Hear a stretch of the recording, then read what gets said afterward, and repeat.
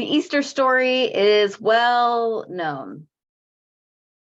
There's the entry to Jerusalem, a week of Jesus annoying the authorities, foot washing, arrest, crucifixion, oh Lord, the crucifixion, theorizing on Sunday. In Unity, we look not only at what the scriptures may have meant for the people living them, but also how they can inform our lives now. The crucifixion represents the giving up of personality, or of who we think we are, or maybe the way we have been. It can mean crossing out of something that doesn't fit anymore. The resurrection represents rising into spiritual consciousness. This is a process that we do again and again. But I wonder, what were the people thinking on Saturday? It's sort of an empty space in the narrative. I know for a lot of clergy people who have much more busy Holy Week schedules than I do, it's like a half a moment to breathe. But I wonder what the people were thinking. Now, the women, they knew what to do. They showed up to do the proper anointing and things that needed to happen. The disciples and the other followers, maybe they were wondering, should I backtrack and get the heck out of town? I wouldn't put that past them. Some of them were probably hiding out for fear of their own arrest. Maybe some of them felt betrayed, that this person they believed in hadn't smashed the ruling class of oppressors, or hadn't done some magical, David Copperfield-like thing to get out of it. How could someone that special be so vulnerable?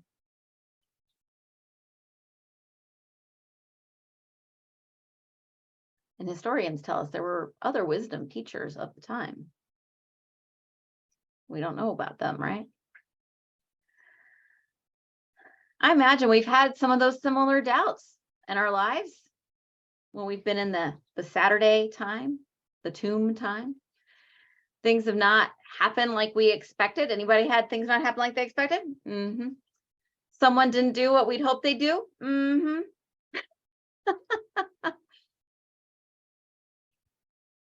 But I don't think that Jesus's main message was follow me and I'll fix it.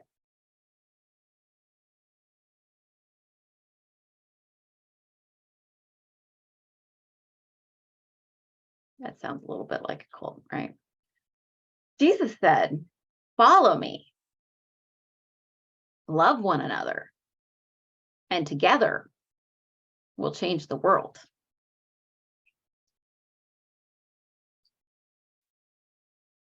And actually, he said, y'all will change the world.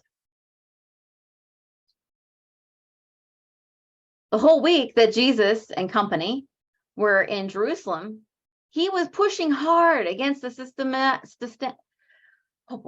systemic injustice and poverty toward the common people. It was a rough time to be anyone except for those in the ruling class. This was perpetuated by the government, which, of course, at that time was intermeshed with the religious elite. It wasn't until much more recently in history that all of that separated itself out. So when someone starts pushing against and making a fuss about injustice, then as now, it does not make the people in power comfortable. And I would have bet some of the disciples might have suggested, well, at least amongst themselves, that he should tone it down. Tone it down. I would bet that There's plenty of other people in our more recent history who have made big changes in our society and culture who had similar conversations happening around them. We should tone it down. But Jesus didn't, of course, because that is not what he was called to do.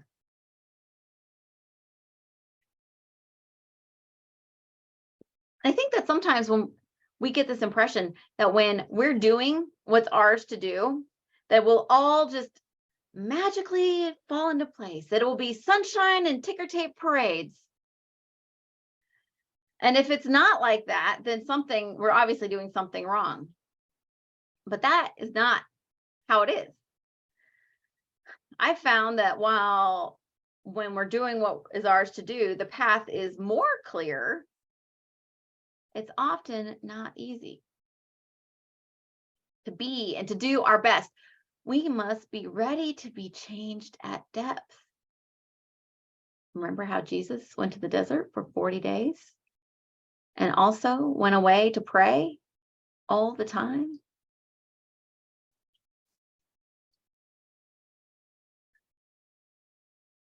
To be changed at depth, we do the work, and we are constantly dying to the way we used to be and being reborn more of our true spiritual nature.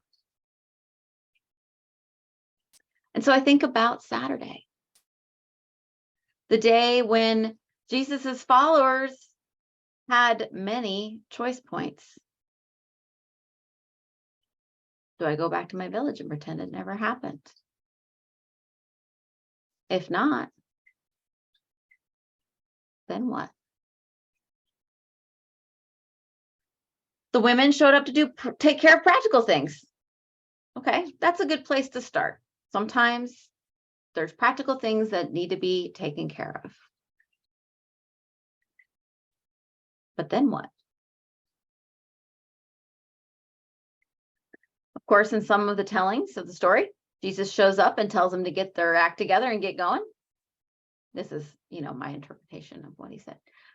There's Pentecost. People find their voice and their direction. It's probably messy. It takes time to figure out. Many of Paul's letters are of him helping communities sort out their squabbles and their confusions.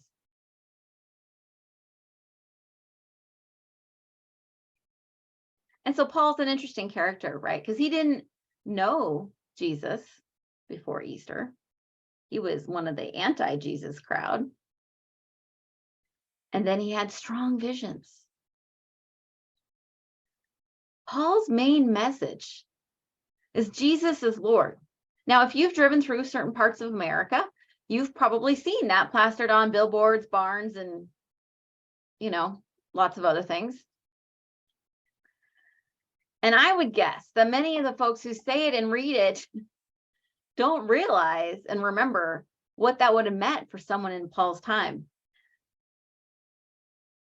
Jesus is Lord means Caesar is not Lord, which is a very different message than I think a lot of people who say it now mean it. Jesus is Lord means the rulers and the rules and the rulers of this world are not of God, and they don't have the last word.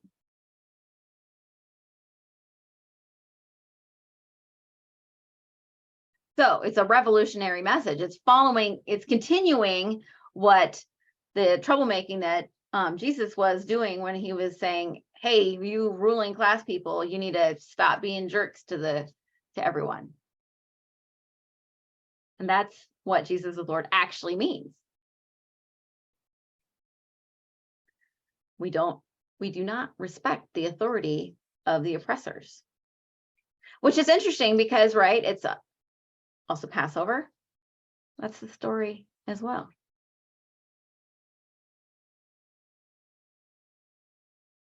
And so this is the main theme of Jesus,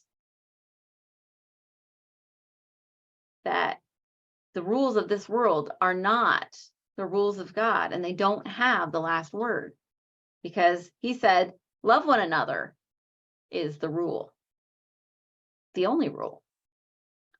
And then everything else comes back to that. And so as time went along, the community took up this call and they found their way. The waiting and confusion of Saturday became the clarity and the rising into the truth of Sunday. And we realize that these are not times, 24-hour period times necessarily. Sometimes they are much longer and sometimes they are shorter. The cycle of regeneration is happening in us all the time. We are called to do something. We release, cross out the old way that what would stop us from being able to do what's ours to do. The old belief that would stop us from being able to do what's ours to do. We cross it out, get rid of it. We come into a place of waiting. When we think about the seasons, it's often what we think of as winter. It's a time of preparation, of holding space. And then we emerge, we rise. And the disciples certainly didn't do it perfectly. And so it's okay if we don't do it perfectly either. Whatever is ours to do, we'll learn the things we need to learn as we go along. It's a continual process of growth within us. And then we may realize, oh, goodness, I'm still holding this belief that doesn't really fit anymore. Oh, goodness.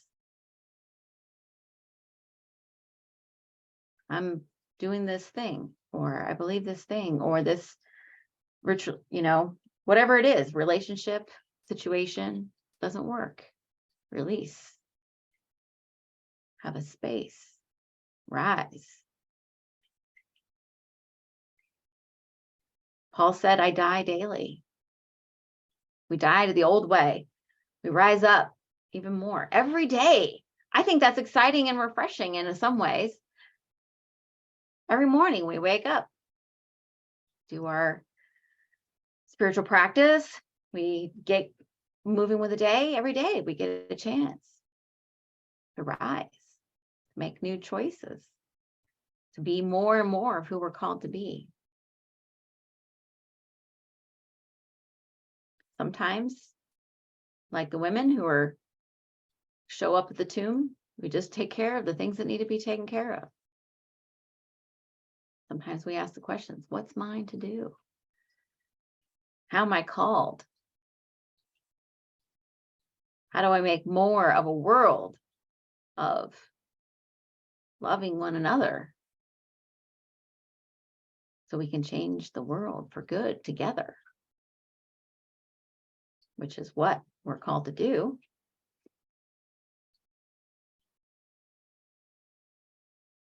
Who we're called to be. And whether we put this in the context of Christian context, which is, of course, the roots of where unity comes from, or one of the other traditions of the world, I think it's beautiful that every 33 years, Ramadan and Passover and Easter all fall at the same time, every 33 years. And so there's so much wonderful prayer energy going into extra prayer time right now, extra connection and community and peace. Let us leverage that. Let us activate that. Yeah, so exciting. So as we emerge from Saturday, whatever that might be, our time of waiting, maybe we've been waiting. Maybe we've got a glimmer of what might be our next thing to do. Maybe we're just taking care of the things that need to be taken care of. It's okay to release. It's okay to wait. It's okay. It's time to rise.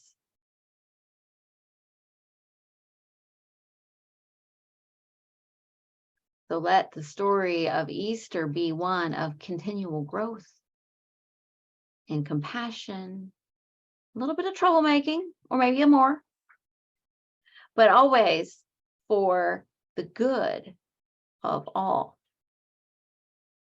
so that we can know that the good, the love rises in us today and every day.